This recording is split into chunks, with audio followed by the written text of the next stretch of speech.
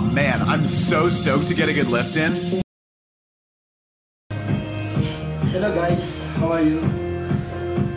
Sa mga lahat na gusto gumandang katawan, ang dami nyo muna isa-sacrifice depende sa development ng body. Kung maganda yung metabolism, mas maganda yung develop ng muscle, yung nagkakaroon ng cuts. Almost 2 months ako na-stop sa pag-gym. Kaya naging payat ako.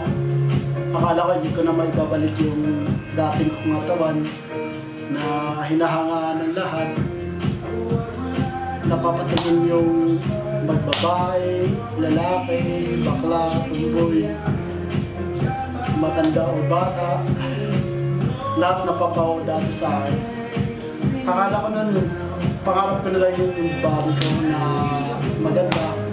Pero hindi ko inaasahan dahil nga sabi nila, mataas yung metabolism ko. Mas mabilis yung develop ng muscle. Kaya guys, isa sa in-invite ko kayo na talagaan lang yung katawan. Hindi magkasakit, kunting workout, kunting jogging. Kasi para naman sa ating sarili. Kaya ito lang guys, may papakita ko sa kanyo dito yung mga cuts na isa sa pinapangalagaan ko. Almost 13 days na ako nga nag-workout 3 times a week. Ito. Yan. May mga cuts lahat. Tapos ito yung kunting abs.